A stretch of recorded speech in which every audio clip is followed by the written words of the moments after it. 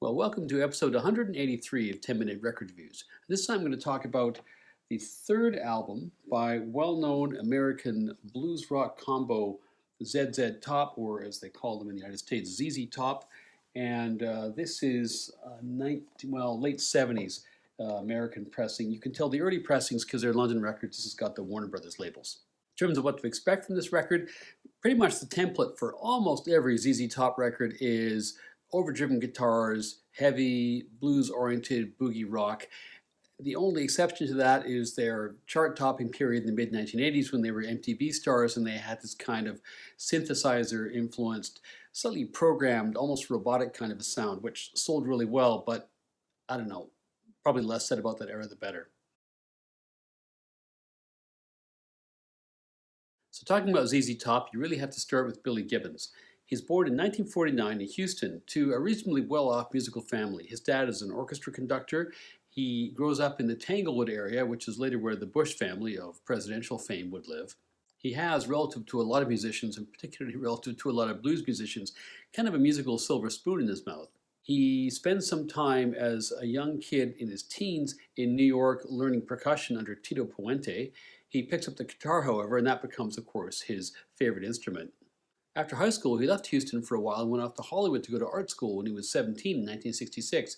There he forms a number of bands. None of those are particularly successful. He returns to Houston and forms a band called Moving Sidewalks. This has Gibbons on guitar, Don Summers on bass, Dan Mitchell on drums, and Tom Moore on keyboards. This band does quite well for a while. They released a number of singles, one of which is a hit, 99th Floor. They also released an album called Flash. For a while, they were the hottest property in rock music in Texas. They toured with the Jimi Hendrix Experience when Jimi came to do his first tour in the States after making big in the UK. Also that year, they opened for the Doors one night in Houston, and that turns out to be kind of a fateful gig, because attending is a guy called Bill Ham. Ham is a former musician and a promoter and a general kind of music industry dog's body. Anyway, he gets introduced to Billy Gibbons backstage and basically says, "Look, I can make you a star." The combination of the two Bills, Gibbons and Ham, would yield benefits for decades. Bill Ham was from the other side of the tracks compared to Billy Gibbons, who'd grown up a rich kid. And Ham basically ensured that just like Peter Grant did for Led Zeppelin and like Ian Faith did for Spinal Tap, that nobody messed with his band when he managed them. Moving Sidewalks, who were kind of a psychedelic band, continued to do well, but they're dealt a real blow within that year when Summers and Moore are both drafted into the Army. That leaves Gibbons and Dan Mitchell as the only remaining members. They decide to continue, but they want to move away from the psychedelic sound and move towards a more rock-oriented, blues-based boogie sound. So they recruit a guy called Lanier Gregg, who plays organ and is also able to double bass sounds on his organ. With a new sound, a new name was in order, and Billy decides on ZZ Top for no other reason than it sounded good. This first lineup of ZZ Top records one single, Salt Lick, along with a B-side. The single doesn't chart, and Lanier Gregg is kicked out of the band almost instantly for creative differences. As mentioned, Gibbons wanted a bluesier sound, so they bring in another Billy, Billy Etheridge, who previously played with Stevie Ray Vaughan. For his part, Dan Mitchell could see the writing on the wall, so he quits before he too could be canned, and Gibbons brings in a guy called Frank Beard from this outfit American Blues. So now the lineup is Gibbons, Beard, and Etheridge. They're gigging incessantly, trying to get interest. They can't get any interest from American labels, but they do get interest from London records. However, for whatever reasons, Etheridge decides that he doesn't want to sign this particular record deal. It's also apparently the case that both Gibbons and Ham felt that he was a bad influence on Beard. Anyway, for whatever reason, Etheridge is out of the band, and Beard says, well, if we need a bassist, why don't we get Dusty Hill, who used to play in American Blues along with me. So Dusty Hill shows up, he borrows a bass, he auditions, is instant click, and within 2 hours he's a member of the band. And so by early 1970, you've got the final settled lineup of ZZ Top, Billy Gibbons, Dusty Hill, and Frank Beard. The first gig with that settled band happens around February of that year, and around that time too they sign with London Records. They go into the studio later in the year, and in 1971 their debut comes out, ZZ Top's first album. That's followed by Rio Grande Mud in 1972. Neither of those records makes much of a dent in the charts, but the template for their sound is clearly set at this point. The lineup was tight, it was simpatico, they toured incessantly, forging their bond. They also had a kind of a Dave Brubeck, Paul Desmond deal where they agreed never to record or even jam with other musicians.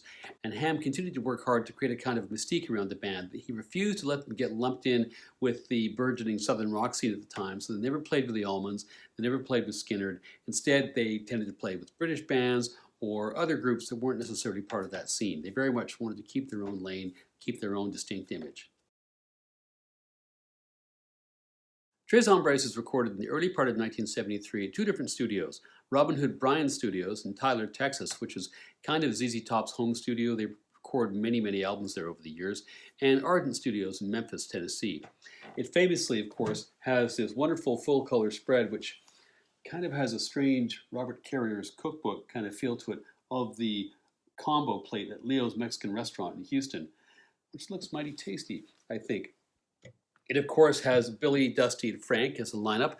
There's also a guy called James Harmon, a harmonica player, who plays harp on two different tracks, Jesus Just Left Chicago and Waiting for the Bus. For a little band from Texas, this album did really well. It got up to number 8 on Billboard. And after its release, their following began to grow enormously. They started to play in front of 10,000, 20,000 folks. They were playing stadiums. While they were touring to support this record, they recorded some of the live tracks, which they would release in combination with studio tracks on their next record, Fandango. And then they head off on their worldwide Texas tour, this massive tour with actual farm animals and all the rest of it, which is a whole other story in itself. Side 1 starts in very ZZ Top fashion, an excellent riff, and then Billy saying, "Have mercy," and you know you're in good hands. It's initially a slow groove. They pick it up under James Harmon's harmonica, and then Billy is shredding with a very gentle, subtle touch in his wah pedal. That leadoff song transitions seamlessly into the next track, and really one of the real highlights of this record, Jesus Just Left Chicago. This is a real signature tune for the band, and it's also a tune where the real wonder of Billy Gibbons' voice becomes apparent. Third song, Beer Drinkers and Hellraisers, is the first out-and-out rock song on the record, the most upbeat song so far, and here Dusty joins Billy on the vocals. There's another brilliant solo from Billy here as well. His tone adjusts from song to song, and it's always tasteful and it's always excellent. Master of Sparks is next. This song has kind of a suspenseful riff, and the rhythm section is really to the fore.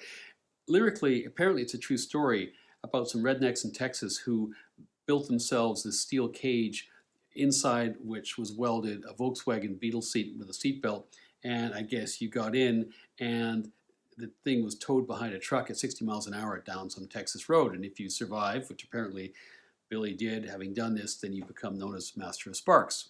So, you know, as a parent, you can take all kinds of care raising your child. Stuff like that can still happen, so, you know, don't get too invested. The last track on side 1 is Hot, Blue, and Righteous, which is a slow blues and is principally notable for this really lovely Clapton-esque solo by Billy. Side 2 starts with Move Me On Down the Line.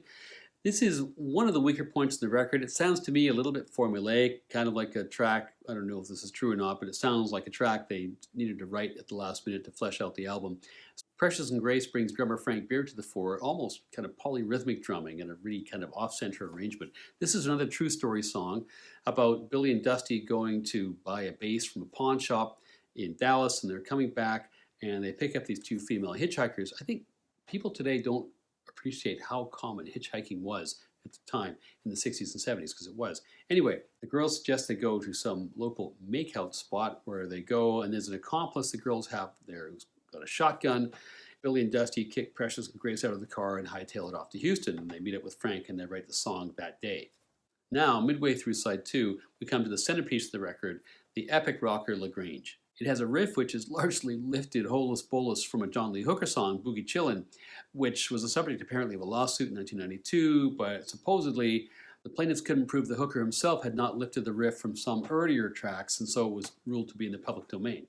Shake or Chic is next. This is a song with a kind of jam feel. It's got some funny nonsense lyrics. Recalling this album was made at two studios, to my ears, this song sounds like it was recorded at a different place than most of the tracks of the record. The rhythm section is much higher in the mix, and the guitar tone is much cleaner and much brighter. The final track, Have You Heard, is a spiritual blues. It's by no means the strongest song on the record, but it's one of those songs that after you play it a bunch of times, it's one of those album cuts you begin to become fond of. This is a solid record pretty much all the way through, with some truly excellent moments and a number of superb songs. Not every song works, which is kind of the way with the ZZs. Their writing is sometimes a little off the wall, their humor is sometimes a little off the wall, and plus their three-piece combo sound sometimes feels stretched a bit thin over two sides of a record. But they were, and perhaps still are today, completely unique. They had found at this point, and were beginning to mine to great success, this extraordinarily satisfactory musical vein, and this is the greatest early statement of that. And for me, it's 4.5 out of 5 stars.